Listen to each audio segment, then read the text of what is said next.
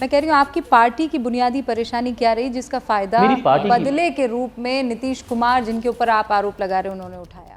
देखिए, मेरी पार्टी की कोई बुनियादी परेशानी नहीं रही। कुछ मुट्ठी भर लोग, Rubika ji, please understand that 95% of the party is on one side.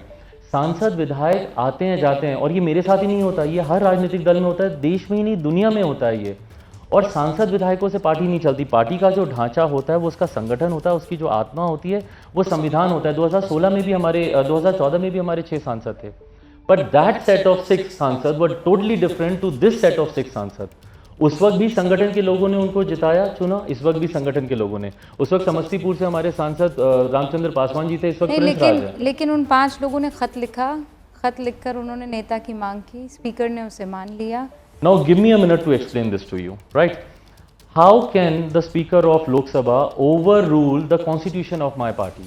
Speaker 20 और पार्टियों, जब मेरी उनसे व्यक्तिगत मुलाकात हुई, मैंने उनको यही कहा कि सर आप 20 और पार्टियों को आप हेड करते हैं यहाँ पे, आप हर पार्टी के संविधान को जाने, ये ज़रूरी, ये संभव नहीं है, ठीक है। मेरी पार्टी का संविधान क्लियरली इस बात को कहता है कि that it's for the central parliamentary board to decide कि आपका नेता सदन कौन होगा। पिछली बार जब मुझे नेता सदन और कैसर साहब को चीफ व्हिप और बाकी लोगों को उप नेता और सचेतक के तौर पर जब चुना गया, तो ये मेरी पार्टी के सेंट्रल पार्लियामेंट्री बोर्ड ने लिख के दिया, उसके आधार पर आपने चुना।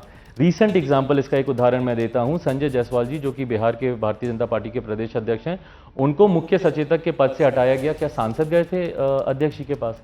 पार्टी ने डिसाइड किया। तो और रूल बुक एंड एक second, just give me one more second, और ये मेरी पार्टी का ही संविधान नहीं, the rule book of parliament also says this very clearly.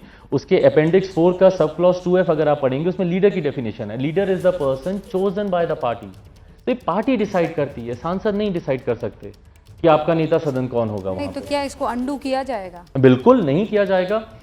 मैंने पुनः सेंट्रल पार्लियामेंट्री बोर्ड की मैंने मीटिंग की थी, और मैंने औपचारिक तौर पर एक बार फिर से मैंने अध्यक्ष जी के समक्ष वो रखा, और अगर नहीं करेंगे तो फिर सोमवार को हम लोग न्यायालय का दरवाजा खटखटाएंगे।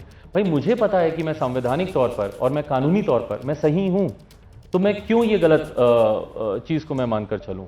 आप अकेला महसूस करते हैं आजकल? करता हूं, पर मुझे खुशी है कि मेरे पार्टी के लोगों का साथ मुझे जरूर है, हाँ, बट परिवार के तौर पर मैं जरूर महसूस करता हूं। पापा के बाद से वैसे ही बहुत ज़्यादा अकेला अपने आप को महसूस करता था। चाचा के जाने के बाद, मेरे भाई के जाने के बाद, जो भाई नहीं मेरे बेटे समान था, उसके जाने के बाद ये एक अकेलापन तो है। पापा के जाने के बाद जो एक जगह खाली हुई, वो जगह और बढ़ गई है अब।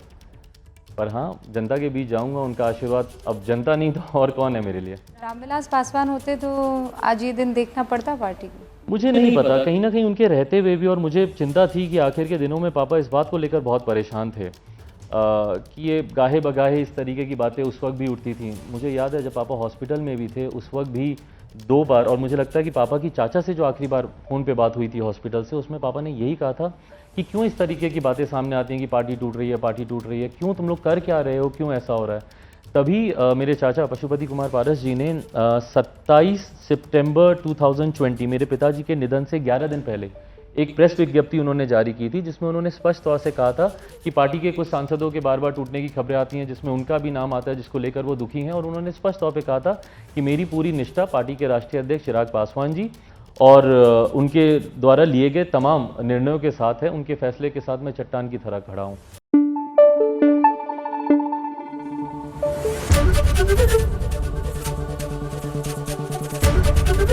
ABP न्यूज आपको रखे आगे।